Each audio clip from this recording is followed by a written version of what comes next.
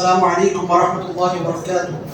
الحمد لله رب العالمين والصلاة والسلام على رسوله الكريم وعلى آله وصحبه أجمعين ومن تبعهم بإحسان إلى يوم الدين أما بعد.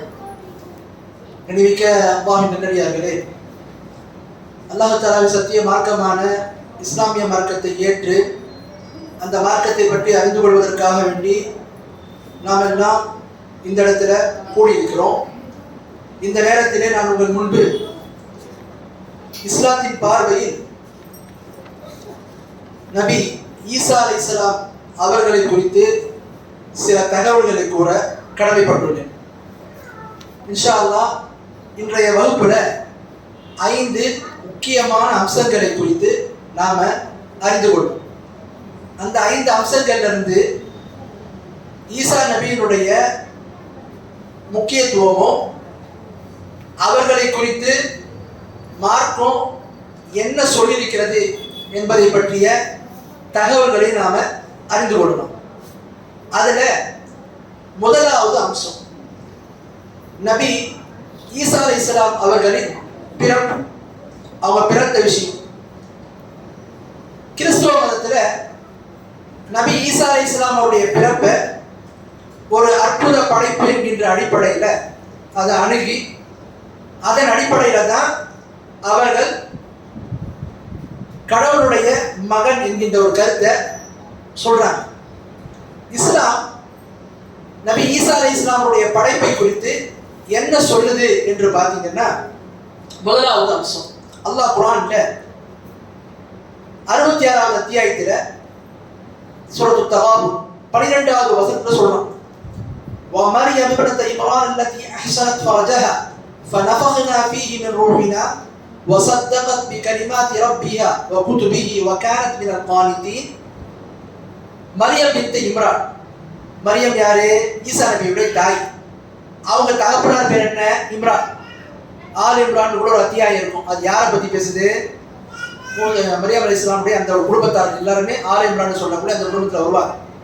அப்போ அல்லாஹ் சொல்றான், மரியம் பின்த் இம்ரான் என்று சொல்லக்கூடிய அந்த இம்ரானுடைய குடும்பத்தார்கள் இருக்கிறாங்களே, அவருடைய மகள், அவர்கள் தன்னுடைய கற்பை பாதுகாத்து கொண்டாங்க, பேணி பாதுகாத்து கொண்டார்கள். கற்பை வந்து என்ன செய்தாங்க? அவங்க அந்த கற்பை பேணி நடந்து கொண்டார்கள் என்று சொல்லிவிட்டு தொடர்ந்து அல்லாஹ் தஆலா சொல்றான், நாம் என்ன செய்தோம்? அவங்களுடைய கற்பிலே நாம் ஊதச் செய்தோம். எதை? மின் ரூஹினா, எங்களுடைய ரூஹை, ஆன்மாவை அந்த கற்பிலே நாங்கள் ஊதச் செய்தோம். மேலும் மரியம் அலைஹிஸ்ஸலாம் அவர்கள் தன்னுடைய ரப்பினுடைய வார்த்தையை உண்மைப்படுத்தக்கூடியவர்களாக இருந்தார்கள், அவருடைய வேதத்தையும் விசுவாசிக்கக்கூடியவர்களாக உண்மைப்படுத்தக்கூடியவர்களாக இருந்தார்கள் என்று சொல்லி அல்லாஹ் தஆலா சொல்றான். அதே மாதிரி இபாதத்து வணக்கசாலியாகவும் அவங்க இருந்தாங்க. இந்த வசனத்துல அல்லாஹ் தஆலா என்ன சொல்றான்னா, மரியம் அலைஹிஸ்ஸலாமுடைய கற்புல நாம் என்ன செய்தோம்? ரூஹை, ஆன்மாவை ஊதினோம் என்று அல்லாஹ் சொல்றான். இப்போ ஆன்மாவை ஊதினோம் என்று சொன்னால் என்ன? இதை வச்சு என்ன விளங்கி வச்சிருக்கிறாங்கன்னா, கிறிஸ்தவர் என்ன சொல்றாங்கன்னா, ஈசா அலைஹிஸ்ஸலாம் அதாவது இயேசு அவங்க பார்வையில அவர்கள் கடவுளுடைய மகன், கடவுளுடைய குமாரன், ஏன் கடவுளுடைய ஒரு பகுதி தான் அவங்க. அதைத்தான் மரியம் அலைஹிஸ்ஸலாமுடைய கற்புல என்ன செய்யப்பட்டது? ஊதப்பட்டுச்சு இந்த மாதிரி சொல்றாங்க. ஆனா இஸ்லாம் என்ன சொல்றதுன்னா, இல்ல, மரியம் அலைஹிஸ்ஸலாம் அவருடைய கற்பிலே அல்லாஹ் தஆலா அவருடைய ரூஹி, நம்முடைய ரூஹி அல்லாஹ் என்ன செய்தான்? ஊதினோம் என்று சொல்றோம். இதை எப்படி நம்ம விளங்கணும்? ரூஹ் என்றால் என்ன? அல்லாஹ் ஆன்மான்னு சொல்றானே, நம்முடைய ஆன்மான்றால் அது எப்படி விளங்கிக்கிறது என்பதை நாம தெரிந்து கொள்ள வேண்டும். இது குறித்து பாருங்க, அல்லாஹ் குர்ஆன்ல சூரத்துல் ஹிஜ்ர் 15வது அத்தியாயத்துல 29வது வசனத்துல அல்லாஹ் தஆலா சொல்றான், فَإِذَا صَوَّيْتُهُ وَنَفَخْتُ فِيهِ مِنْ رُوحِي فَقَعُوا لَهُ سَاجِدِينَ. நாம் ஆதம் அலைஹிஸ்ஸலாம் அவர்களை சீராக படைத்ததுக்கு அப்புறம் وَنَفَخْتُ فِيهِ مِنْ رُوحِي அல்லாஹ் சொல்றான், என்னுடைய ஆன்மாவை, ரூஹை அவரில் ஊதச் செய்தோம். அங்க என்ன சொல்றான் அல்லாஹ் தஆலா? நம்முடைய ஆன்மான்றான். ஈசா அலைஹிஸ்ஸலாமை பத்தி பேசும்போது நம்முடைய ஆன்மான்றான். இங்க ஆதம் அலைஹிஸ்ஸலாமை பத்தி பேசும்போது அல்லாஹ் தஆலா என்னுடைய ஆன்மான்னு சொல்லி குறிப்பிட்டு சொல்றான்.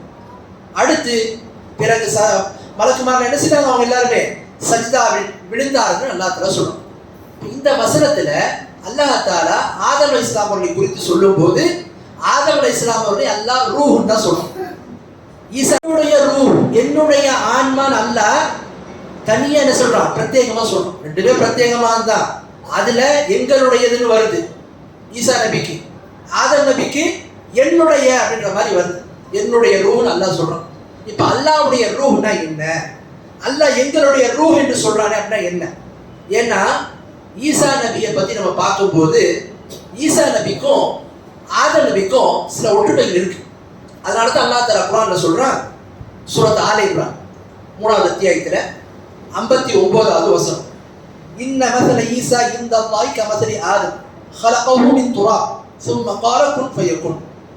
நிச்சயமாக அல்லாஹ்விடத்தில் ஈசா நபியினுடைய உதாரணம் ஆதமுக்கு ஒப்பானது.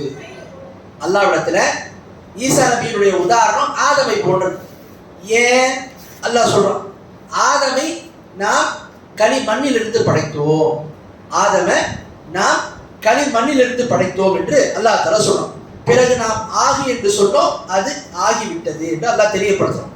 இப்ப ஆதம் நபிக்கும் ஈசா நபிக்கும் ஒரு ஒற்றுமை இருக்குன்னு அல்லாஹ் சொல்றான். அவங்கள மாதிரி தான் இவங்க, அவங்க மண்ணில் படைக்கப்பட்டாங்க, அது மாதிரி இவங்க படைக்கப்பட்டிருக்காங்க அல்லாஹ் தஆலா சொல்றான். சரி, இப்ப ரெண்டு பேருக்குமே இந்த ரூஹ்ன்ற வார்த்தை பயன்படுத்தப்பட்டிருக்கு. ரூஹ் என்றால் என்ன அப்படிங்க பாத்தீங்கன்னா, இஸ்லாமிய அறிஞர்கள் அனைவராலுமே ஏற்றுக்கொள்ளப்பட்ட, அனைத்து தரப்பு மக்களாலும் ஏற்றுக்கொள்ளப்பட்ட ஒரு கருத்து என்னன்னு சொன்னா, அல்லாஹ் இந்த வசனங்கள்ல ஆதம் நபிக்கு பயன்படுத்தக்கூடிய வார்த்தை ரூஹா இருக்கட்டும், ஈசா நபிக்கு பயன்படுத்திய ரூஹா இருக்கட்டும், இந்த ரூஹ் என்பது, ஆன்மா என்பது அல்லாஹ்விலிருந்து பிரிந்த விஷயம் கிடையாது, அல்லாஹ்வுடைய பண்பு கிடையாது. இது என்ன, படைக்கப்பட்ட ஒரு மஹ்லூக்ன்றார், படைக்கப்பட்ட ஒரு பொருள். மனுஷன் அல்லாஹ் படைச்சான், மரத்தை அல்லாஹ் படைத்தான், வானத்தை படைத்தான், பூமியை படைத்தான். அது மாதிரி அல்லாஹ் குறிப்பிடக்கூடிய ரூஹ் என்பது, ஆன்மா என்பது படைக்கப்பட்ட ஒரு பொருள் என்பதுல எல்லா அறிஞர்களுமே ஒரு கருத்துல இருக்கிறார். அப்போ ரூஹ் என்று சொன்னால் அது அல்லாஹ்வுடைய சிஃபத்து கிடையாது, அல்லாஹ்வுடைய பண்பு கிடையாது, அல்லாஹ்விலிருந்து ஒரு பகுதி வந்தது என்பது கிடையாது. அது என்னது, படைக்கப்பட்ட ஒரு பொருள். அப்போ அல்லாஹ் நம்முடைய ரூஹ் என்று சொல்வது எதை சொல்றான்னா, படைக்கப்பட்டது சொல்றோம். இப்ப நமக்கும் ரூஹ் இருக்கு, அந்த ரூஹ் யார் படைக்கிறா, அதுவும் அல்லாஹ் தான் படைச்சான். ஆதம் நபிக்கும் ரூஹ் இருக்குது, அந்த ரூஹ் அல்லாஹ் யார் படைச்சா, அல்லாஹ் தான் படைச்சான். ஈசா நபிக்கும் ரூஹ் இருக்குது, அந்த ரூஹ் யார் படைச்சா, அல்லாஹ் தான் படைச்சான். சரி, இப்போ ஒரு கேள்வி வரும், அப்ப எல்லாமே அல்லாஹ்வுடைய ரூஹ், எல்லாமே அல்லாஹ்வுடைய படைப்புன்னா இதுல பிரத்யேகமா ஈசா நபியையும் ஆதம் நபியையும் பிரத்யேகமா சொல்ல வேண்டிய அவசியம் என்ன? எல்லாமே படைப்பு தானே, எல்லாமே அல்லாஹ்வுடைய ரூஹ், அல்லாஹ்வுடைய படைப்புன்னா அதுல பிரத்யேகமான முறையில ஈசா நபியையும் ஆதம் நபியையும் குறிப்பிட வேண்டிய அவசியம் என்ன என்று ஒரு கேள்வி எழலாம். இதுக்கு என்ன பதில்னு சொன்னா, இஸ்லாமிய மார்க்கம் அதனுடைய வேதம் எந்த மொழியில இறங்கிச்சுன்னா அரபி மொழி.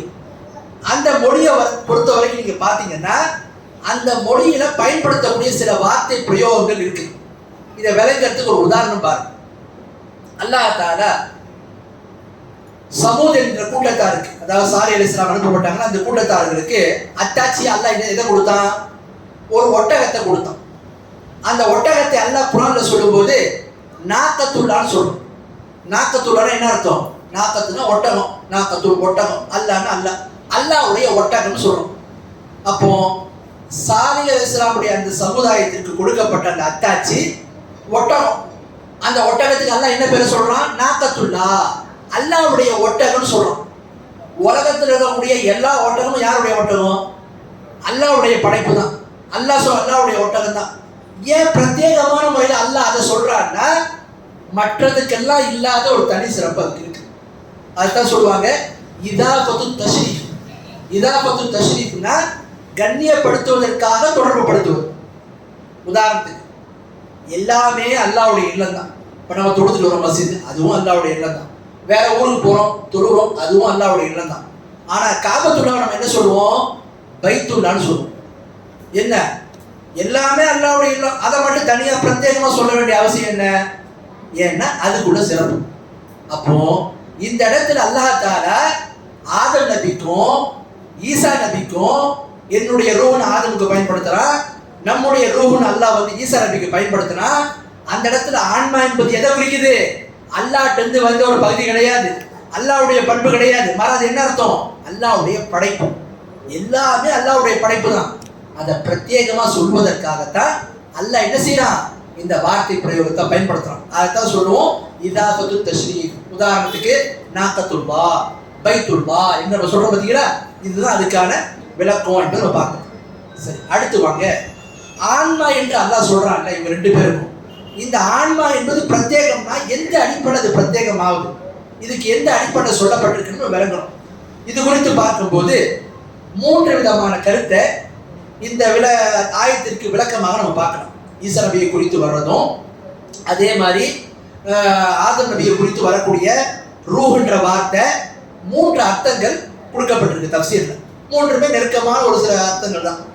ஒன்று என்ன, இந்த இடத்துல ரூஹ் என்ற வார்த்தைக்கு என்ன பொருள் என்று சொன்னால், அல்லாஹ் தஆலா ஜிப்ரீல் அலைஹிஸ்ஸலாம் அவர்களை ரூஹுல் அமீன் சொல்றோம். ரூஹுல் அமீன் அவர்களை குறித்து தான் அல்லாஹ் இங்க பேசுறான். அப்போ ஜிப்ரீல் அலைஹிஸ்ஸலாம் அவர்கள் பிரத்யேகமான முறையில ஈசா இடத்துல வந்தாங்க. வந்து மரியம் அலைஹிஸ்ஸலாமுடைய கர்ப்பத்தில் என்ன செய்தாங்க, அதை ஊதுனாங்க, அந்த கரு உண்டாச்சு. அப்போ இந்த இடத்துல நம்முடைய ரூஹ் என்பது, ஆன்மா என்பது யாரை குறிக்குது? ஜிப்ரீல் அலைஹிஸ்ஸலாம் அவர்கள் அனுப்பப்பட்டு அவர்கள் மூலமாக ஈசா நபி அவர்களுடைய அந்த பிறப்பு என்ன செய்யுது, அல்லாஹ் தஆலா அது மூலமா உருவாக்கலாம் என்பதை நம்ம பார்க்கணும். அப்போ இந்த இடத்துல ரூஹ் என்ற வார்த்தை யாரை பத்தி பேசுதுன்னு சொன்னா ஜிப்ரீல் அலைஹிஸ்ஸலாம் அவர்களை குறித்து தான் பேசுகிறது அப்படின்றது என்ன செய்யறாங்க, சொல்றாங்க. இது ஒரு கருத்து. ரெண்டாவது சில அறிஞர் என்ன சொல்றாங்கன்னா, இமாம் அஹ்மத் பின் ஹம்பல் ரஹிமஹுல்லாஹ், இமாம் நவவி, இப்னு தைமியா ரஹிமஹுல்லாஹ் போன்ற அறிஞர்கள் என்ன சொல்றாங்கன்னா, இந்த வசனத்துல ரூஹ் என்பது எதை குறிக்குதுன்னா, அல்லாஹ் மனிதனை படைக்கிறான்ல, எல்லாரையும் படைக்கிறான், எல்லாரையும் ஆன்மாவை கொண்டு தான் படைக்கிறான். அப்படிப்பட்ட படைக்கப்பட்ட ஆன்மா என்பதுதான் இதற்கு பொருள். ஒவ்வொரு மனிதனும் அல்லாஹ் படைக்கிறான். அது மாதிரி அவங்க அல்லாஹ் என்ன செய்யறான், ஆதம் நபியை படைச்சான், ஈசா நபியை படைச்சான். அதை பிரத்யேகமா அல்லாஹ் சொல்லி காட்டுறான். இது எல்லா மனிதர்களையும் போன்ற, எல்லா மனிதர்களுக்கும் உள்ள அந்த ஆன்மாவால் உருவாக்கப்படுறாங்கல்ல, அது போன்றது தான் என்ன செய்யறாங்க, தெரியப்படுத்துறாங்க. அடுத்து 3வது ஒரு கருத்து என்ன சொல்றாங்கன்னா, இந்த இடத்துல ரூஹ் என்பது அல் குத்ரா, அல் குத்ரான்னு அல்லாஹ்வுடைய ஆற்றலை குறிக்குது, அல்லாஹ்வுடைய வல்லமையை குறிக்குது. ஏன் அல்லாஹ்வுடைய வல்லமையை பாருங்க, இந்த உலகத்துல மனிதன் அல்லாஹ் படைச்சிருக்கான் பாத்தீங்களா, அந்த படைப்பை நம்ம ஆய்வு செய்து பார்த்தா 4 விதமா அல்லாஹ் வந்து மனிதர்களை படைக்கிறது. ஒன்று என்ன, தந்தை தாய் யாருமே இல்லாம, எந்த ஒரு இதுவும் இல்லாம களிமண் வந்து அல்லாஹ் என்ன செய்தான், ஆதம் நபியை படைச்சான். ஆதம் நபிக்கு தாயும் கிடையாது, தந்தையும் கிடையாது, யாருமே இல்லாம அல்லாஹ் படைச்சான். பாருங்க, அல்லாஹ் குர்ஆன்ல சொல்றான், خلقه من تراب, நாம் அவரை களிமண் இருந்து படைத்தோம், ஆதமை களிமண் இருந்து படைத்தோம் அல்லாஹ் சொல்றான். அப்போ படைக்கப்பட்ட படைப்புல இது ஒரு வகையான படைப்பு. அடுத்து பாருங்க, படைப்புல 2வது ஒரு படைப்பு, அது என்ன, ஒரு ஆணிலிருந்து பெண்ணை அல்லாஹ் படைச்சான்.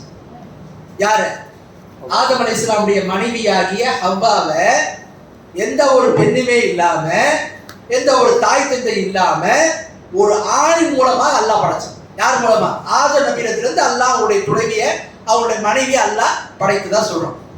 அப்ப இந்த படைப்பு வேற யாருக்கு, அவங்க மட்டும்தான். தாய் தந்தையே இல்லாம யார் பிறந்தா, ஆதம் நபி பிறந்தார். 2வது ஒரு ஆண் மட்டும் இருக்கிறாங்க, எந்த ஒரு பெண்ணும் இல்லாம, அந்த ஆணின் மூலமா அல்லாஹ் என்ன செஞ்சான், ஹவ்வா அலைஹிஸ்ஸலாமை கொண்டு வந்தான். இதுக்கு என்ன ஆதாரம், ஹவ்வா அலைஹிஸ்ஸலாம் யாரு, ஆதம் நபி அலைஹிஸ்ஸலாமுடைய மனைவி.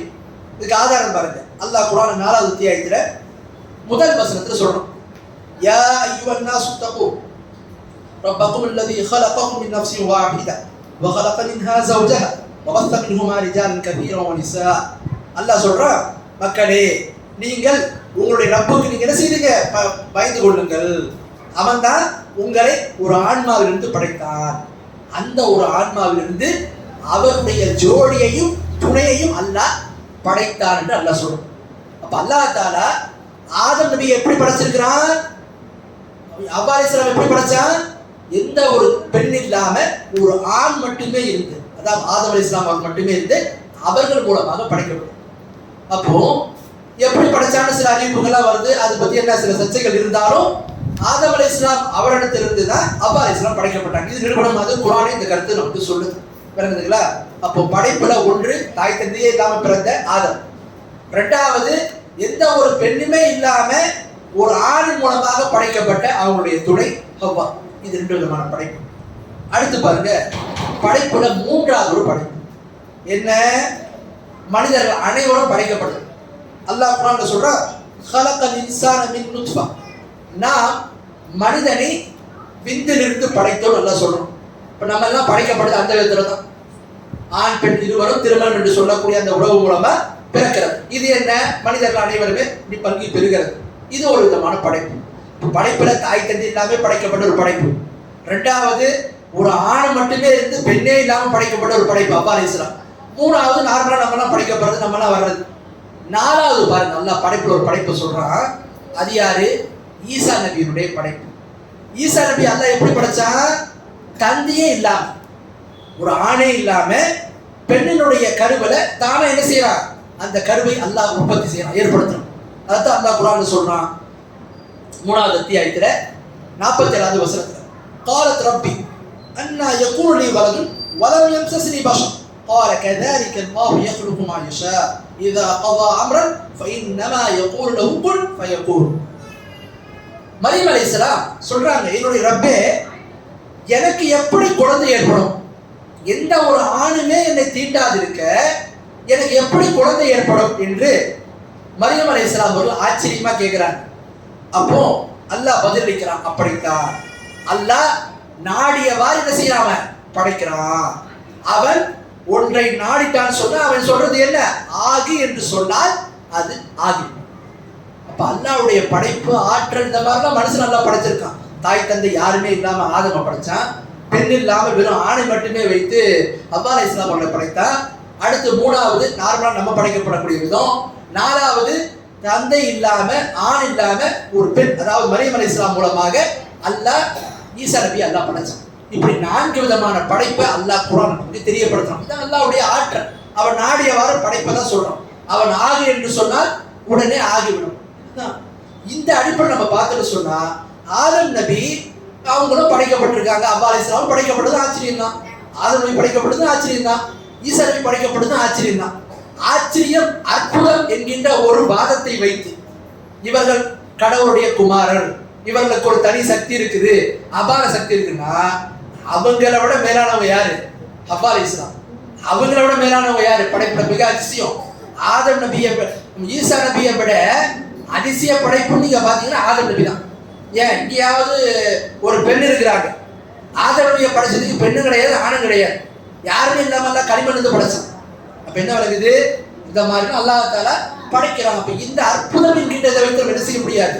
கடவுள் என்ற ஒரு குமாரன் என்றோ கடவுளுடைய மகன் என்றோ இது ஒரு அதிசய பிறவி என்பதற்காக வேண்டி கடவுளுடைய ஸ்தானத்துல கொண்டு போய் வைக்கிறதோ மார்க்கத்துல தடையாகும். இது தவறாகும். இப்ப மார்க்கும் அவருடைய பிறப்பை பத்தி பேசுது. அப்ப ரூஹ் என்பது என்ன? அதற்கு இந்த 3 அர்த்தங்கள் தான் கொடுக்கப்படும். ஒண்ணு, ஒவ்வொரு மனிதனுக்கு அல்லாஹ் ஊதுற அந்த ரூஹ், ஒரு ஆன்மா, எல்லா மனிதனுக்கும் உள்ள ஆன்மா. ரெண்டாவது, ஜிப்ரீல் அலைஹிஸ்ஸலாம் அவர்களை அனுப்பி அல்லாஹ் தஆலா பிரத்யேகமா அதை அவங்க ஊதுறதுனால அது என்ன? அவர்களை அல்லாஹ் தஆலா குறித்து சிறப்பித்து பேசுறான்.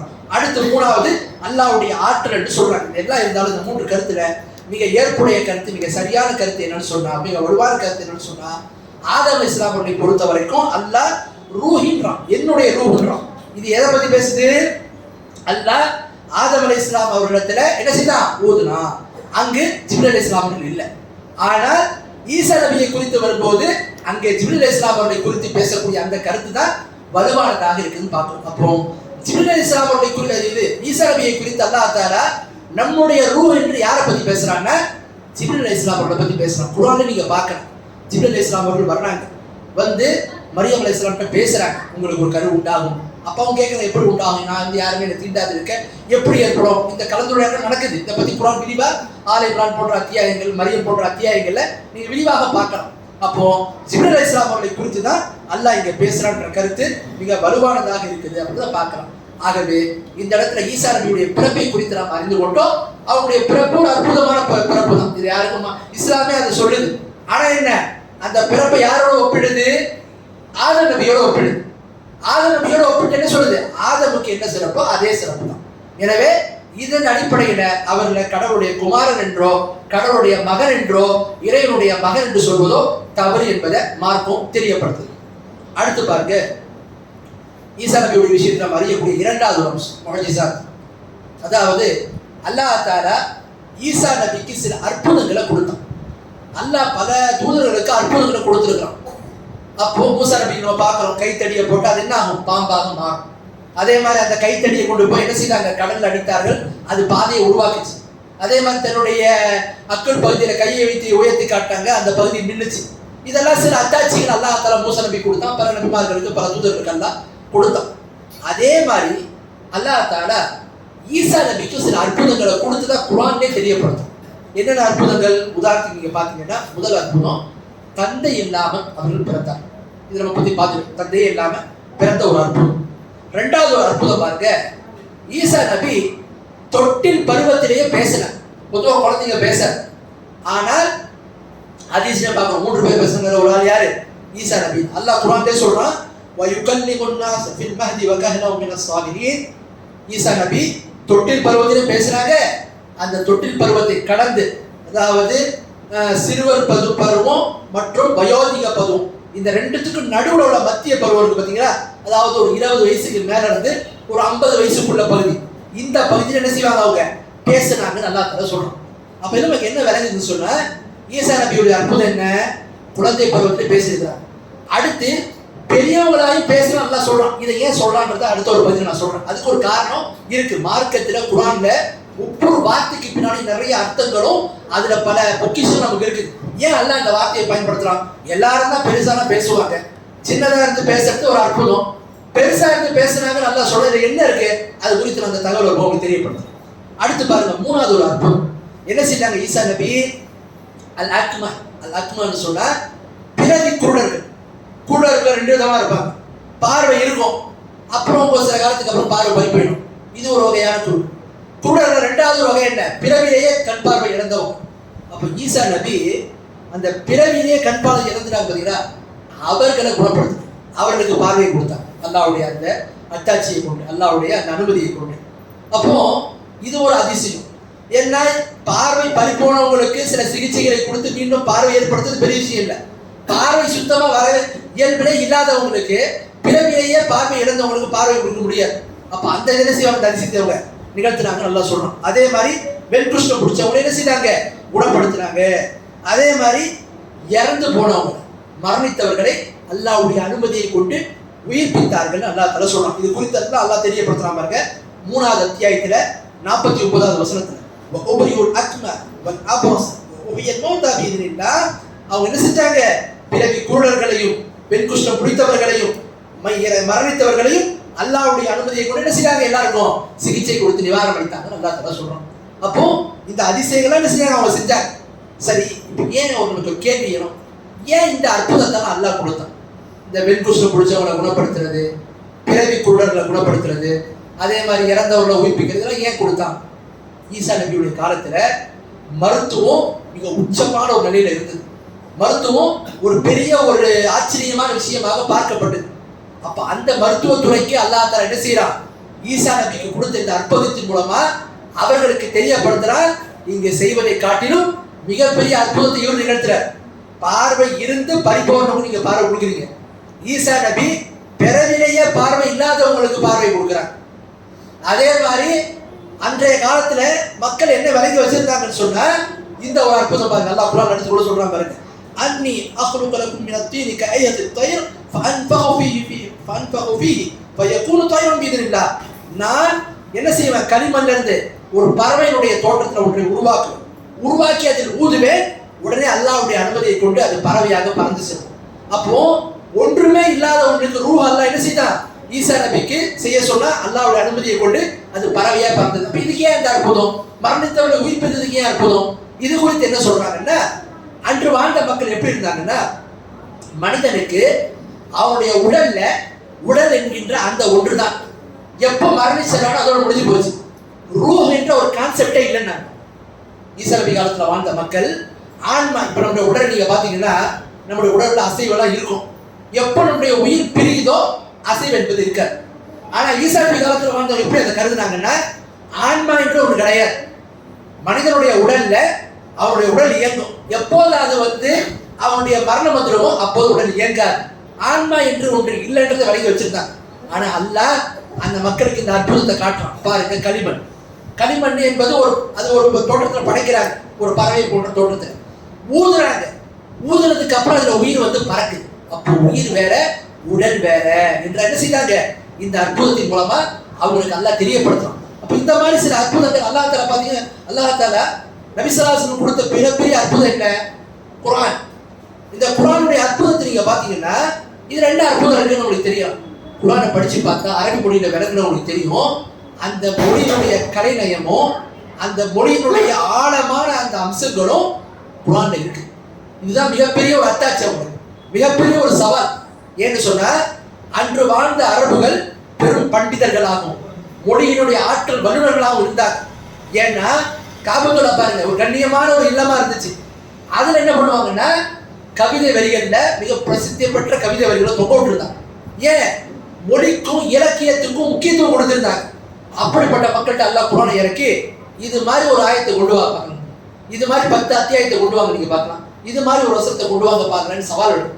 அப்போ மோஜிசாக்கள் என்று சொன்னால் அல்லாஹ்வின் புறத்திலிருந்து நபிமார்கள் தூதருடைய அந்த அழைப்பு பணியை உண்மைப்படுத்துவதற்காக வேண்டி கொடுக்கப்படும். அது கொடுக்கப்பட்டு சவால் விடப்படும், இது மாதிரி கொண்டு வாங்க. அந்த சவாலை யாராலும் இருக்க முடியாது. இன்ன வரைக்கும் யாராலும் என்ன செய்ய முடியல. மருத்துவ உலகம் எந்த உச்சாணி நிலையில போனாலும் இறந்தவனை செய்ய உயிர்ப்பிக்க முடியாது, உயிரற்ற ஒரு பொருளை உயிர் தர முடியாது. இப்ப இதெல்லாம் என்ன அல்லாஹ் உங்களுக்கு கொடுத்தாரு. அதே மாதிரி பாருங்க, மறைவான விஷயங்களை பேச அவர்கள் சில மறைவான தகவலை அறிவித்து கொடுத்த அல்லாஹ் தஆலா உனபியுக்கும் பிமா தஅகுலூன ததஃபிரூன ஃபீ புயூதிக்கும், நீங்க என்ன சாப்பிடுறீங்க, உங்களுடைய வீட்டுகள்ல என்ன சேகரித்து வைத்திருக்கீங்க என்பதை நான் உங்களுக்கு அறிவித்து தருவேன்னு சொன்னாங்க. இந்த மறைவான விஷயத்தை ஈசா நபிக்கு அல்லாஹ் கற்றுக் கொடுத்தான். அதே மாதிரி ஈசா நபியினுடைய பின்பற்றக்கூடிய சில மக்கள் ஹவாரியூன் இருந்தாங்க. ஹவாரியூன்னா ஈசா நபியை பின்பற்றக்கூடிய அந்த நபர்கள், அவங்க ஒரு கோரிக்கை வைக்கிறாங்க. நாங்க பார்க்கிற விதமா வானத்திலிருந்து ஒரு சாப்பாடு இழிப்பு மாதிரி இறக்கணும் அப்படின்னு சொல்லி கோரிக்கை வைத்தாங்க.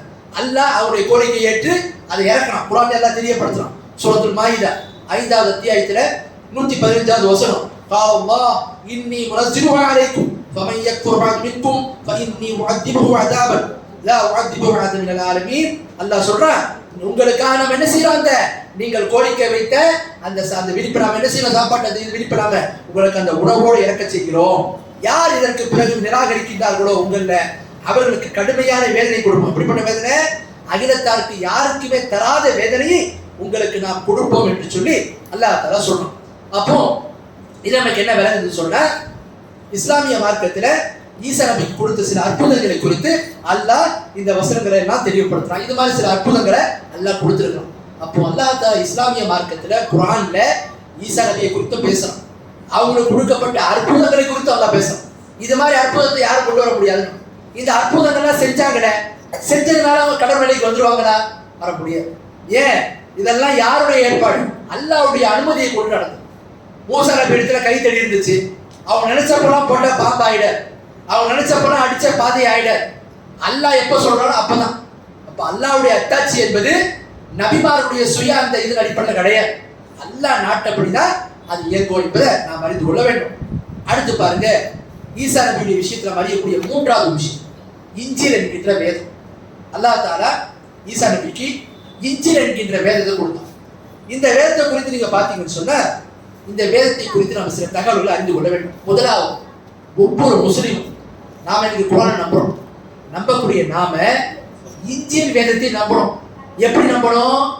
அல்லாஹ் தஆலா மூசா நபிக்கு தௌராத் என்ற வேதத்தை கொடுத்தான், ஈசா நபிக்கு இஞ்சில் என்ற வேதத்தை கொடுத்தான், தாவூத் நபிக்கு ஜபூர் என்ற வேதத்தை கொடுத்தான் என்று நாம நம்ப வேண்டும். ஒரு முஸ்லிம் நான் இஞ்சில் வேதத்தை நம்ப மாட்டேன், தௌராத் வேதத்தை நம்ப மாட்டேன் என்று சொன்னால் முஸ்லிமாவே இருக்க முடியாது. அப்போ இஸ்லாமிய மார்க்கத்துல அல்லாஹ்வால் தரப்பட்ட அனைத்து வேதங்களையும் நம்ம நம்புவோம். அல்லாஹ் குர்ஆன்ல சொல்றான் பாருங்க, 1வது வசனம் 2வது அத்தியாயத்துல 285வது வசனம், ஆமன ரசூல் பிமா உன்சில இலைஹி மின் ரப்பிஹி வல் முஃமினூன் குல்லுன் ஆமன பில்லாஹி வ மலாயிகத்திஹி வ குதுபிஹி வ ருசுலிஹி அல்லாஹ் லா நுஃபரிகு பைன அஹதின் மின் ரசூலிஹி. அல்லாஹ் சொல்றான், இந்த தூதர் அவங்க ரப்பின் புறத்திலிருந்து இறக்கி அருளப்பட்டது மீது ஈமான் கொள்றாங்க. ஈமான் கொண்ட மக்களும் அதை நம்புறாங்க. இவன் எல்லாருமே நம்புறாங்க. எதை நம்புறாங்க? அல்லாஹ் மீது ஈமான் கொள்றாங்க, மலக்குமார் மீது ஈமான் கொள்றாங்க, அவருடைய வேதங்கள் மீது, அனைத்து வேதங்கள் மீதும் ஈமான் கொள்றாங்க. அவருடைய தூதர்கள் மீது ஈமான் கொள்றாங்க அல்லாஹ் தஆலா சொல்றாங்க. அப்ப இஸ்லாமிய மார்க்கத்தில் ஒருத்தர் இருக்கிறாங்க, வேதங்களை நம்பணும். எப்படி நம்பணும்? எந்தெந்த வேதங்களை எல்லாம் அல்லாஹ் பெயரை சொல்லியிருக்கானோ அந்த வேதத்தை இன்னாருக்கு கொடுத்தான்ற பெயரோடு நம்ப வேண்டும். எந்த வேதங்களை குறித்து நமக்கு தகவல் இல்லையோ அவற்றை குறித்து பொதுவா நம்பணும். அல்லாஹ் எந்த வேதங்களை எல்லாம் கொடுத்தானோ அது எல்லாத்தையும் நான் நம்புறேன். பகவத்கீதை வேதமா, அது வேதமா, இது வேதமான்னு சொன்னா அந்த நமக்கு தெரியும். இது விஷயத்துல நம்ம என்ன சொல்லுவோம்? எந்த பெயர்கள் எல்லாம் சொல்லியிருக்கானோ அந்த பெயரோடு நம்புவோம். பெயர்கள் சொல்லப்படாததை நம்ம என்ன செய்ய மாட்டோம். அந்த பெயரோடு இதுவும் அல்லாஹ் கொடுத்த வேதம் நம்ம நம்ப மாட்டோம். அப்படி சொல்ல மாட்டோம். பொதுவா எந்தெந்த வேதங்கள் அல்லாஹ் கொடுத்தாலும் நம்புவோம் என்று பொதுவா சொல்லுவோம். தவிர பெயர் சொல்லப்படாத ஒரு வேதத்தை, குறிப்பிட்ட ஒரு வேதத்தை கொண்டு வந்துட்டு பெயர் சொல்லப்படாத இந்த வேதம் இதுவும் நீங்க வேதமா நம்புறீங்கன்னா அந்த விஷயத்தை என்ன செய்ய மாட்டோம். இதை நாங்கள் ஏற்றுக்கொள்வோம்னு சொல்ல முடியும். ஆனால் பொதுவாக நம்ம எல்லா வேதத்தையும் நம்புறோம்னு சொல்லுவோம். அடுத்து பாருங்க, இந்த இஞ்சில் வேதம் தொடர்பாக நம்ம அறியக்கூடிய விஷயம், இந்த வேதத்தை அல்லாஹ் தஆலா என்ன செய்தான்? அல்லாஹ் தஆலா ஈசா நபிக்கு கொடுத்தான். ஆத்தைனா ஒரு இஞ்சில், அல்லாஹ் குர்ஆன் 5வது அத்தியாயத்துல 46வது வசனத்தை தெளிவாகவே சொல்றான், நாம் இஞ்சில் என்ற வேதத்தை ஈசா நபிக்கு கொடுத்தோம், வழங்கணும் என்று அல்லாஹ் சொல்றான். இஞ்சில் என்ற வேதத்தை ஈசா நபிக்கு அல்லாஹ் கொடுத்ததா சொல்றான். அடுத்து பாருங்க, இந்த இஞ்சில் வேதம் தொடர்பாக 3வது ஒரு முக்கியமான நம்பிக்கை. என்ன நம்பிக்கை? இந்த வேதத்துல என்ன சொல்லப்பட்டிருக்கு?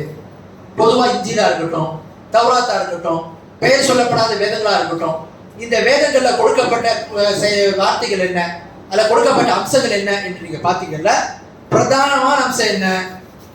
மார்க்கத்துல அல்லாஹ்வை வணங்கணும், அவனுக்கு எதையும் இணையாக்க கூடாது, தூதரை நம்பணும், மறுமையை நம்பணும் என்று இந்த அடிப்படையான அம்சங்கள் எல்லா நபிமார்களுக்கும் தூதர்களுக்கு கொடுக்கப்பட்ட வேதத்துல அல்லாஹ் இதைத்தான் சொல்றோம்.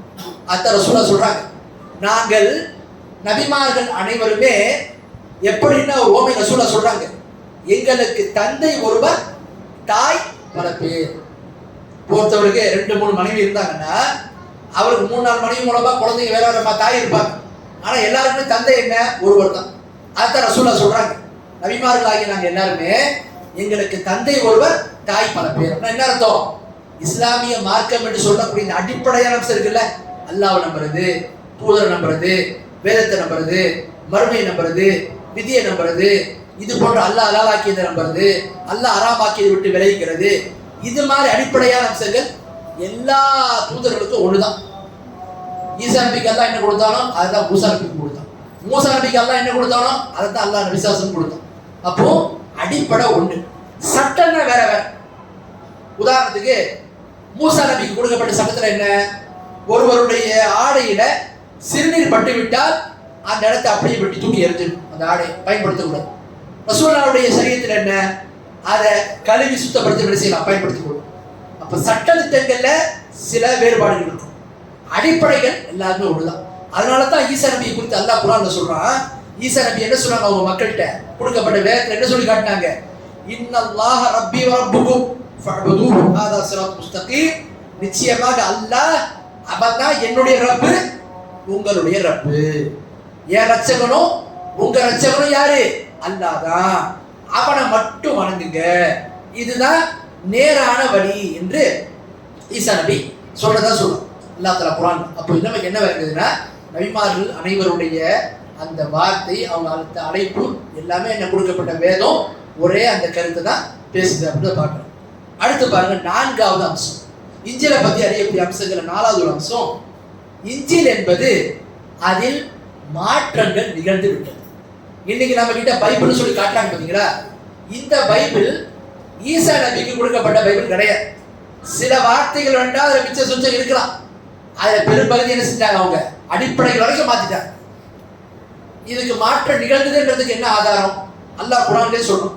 5வது அத்தியாயத்துல 15வது வசனம், யா அஹ்லல் கிதாப் கத் ஜாஅக்கும் ரசூலுனா யுபய்யினு லக்கும் கஸீரன் மிம்மா குன்தும் துஃபூன மினல் கிதாப் வ யஃபு அன் கஸீர். வேதம் கொடுக்கப்பட்ட மக்களே, நம்முடைய தூதர், வேதம் கொடுக்கப்பட்டவங்க யாரு? குர்ஆன்ல எங்கெல்லாம் வேதம் கொடுக்கப்பட்டவங்க வருதோ யூதர்களும் கிறிஸ்தவர்களும் பத்தி அங்க பேசப்படும், சொல்லப்படுது.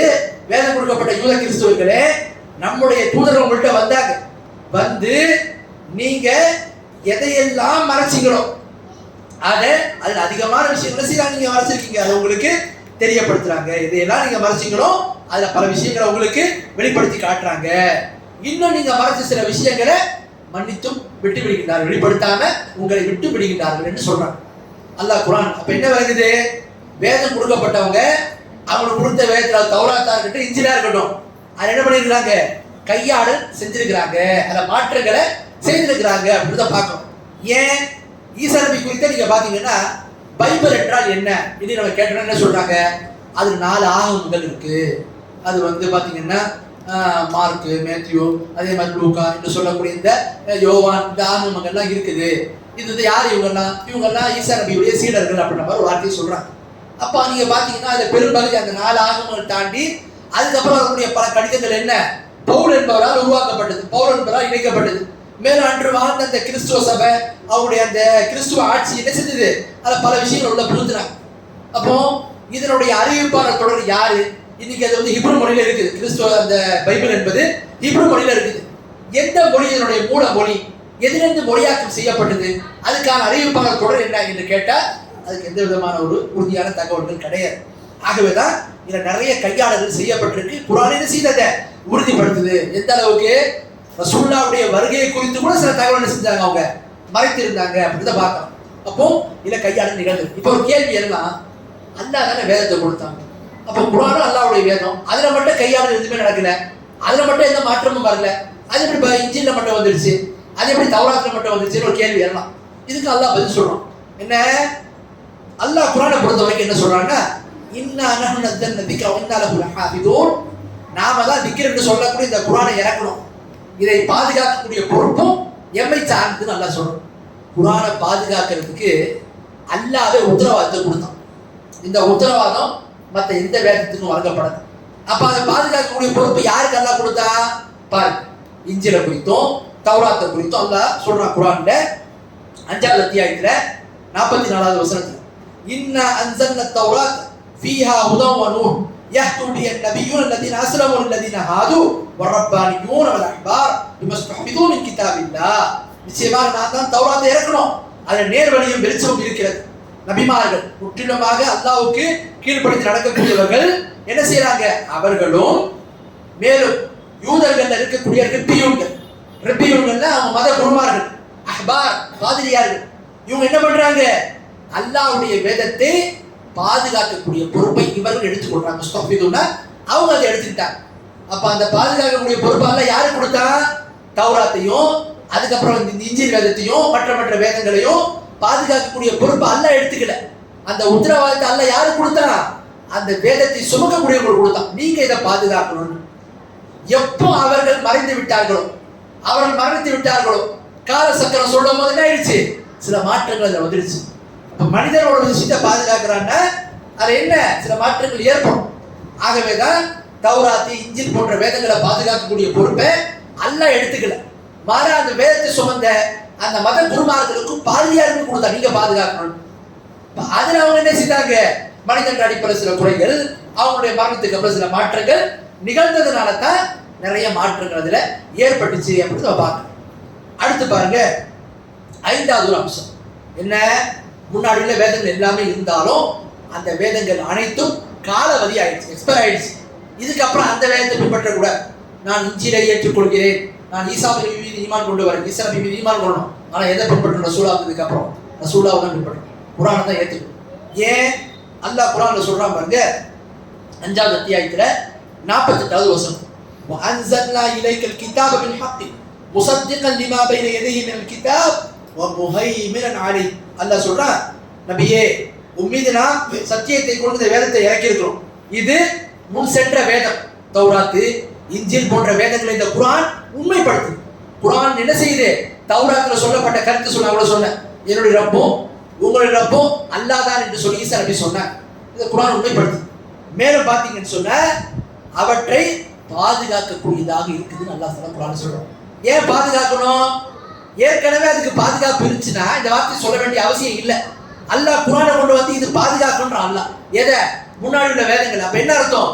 அதுல காலாவதி ஆயிடுச்சு, அதுல மாற்றங்கள் ஏற்பட்டதுனால அதனுடைய அசல் தன்மையில இருந்தது வெளியே போயிடுச்சு. அல்லாஹ் என்ன செய்யறான்? நமக்கு தெரியப்படுத்துறான். அப்போ இன்ஜில் வேதத்தை பொறுத்த வரைக்கும் எப்படி நம்புறோம்னு சொன்னா அது காலாவதி ஆயிடுச்சு. இதுக்கப்புறம் என்ன செய்யக்கூடாது? அந்த வேதத்தை பின்பற்றக்கூடாது. இதுக்கு பாருங்க, ஒரு சம்பவத்தின் மூலமா நம்ம பார்க்கணும். ஹதீஸ்ல இப்னு ஹிப்பான்ல வரக்கூடிய ஒரு அறிவிப்பு. நபிகள் நாயகம் ஸல்லல்லாஹு அலைஹி வஸல்லத்துல உமர் ரலியல்லாஹு அன்ஹு வர்றாங்க, வந்து சொல்றாங்க, அல்லாஹ்வுடைய தூதரே, இந்த பாருங்க தௌராத்தினுடைய இந்த பிரதி இருக்குது, இதுல பல நல்ல கருத்துக்கள் இருக்குன்னு சொல்றாங்க.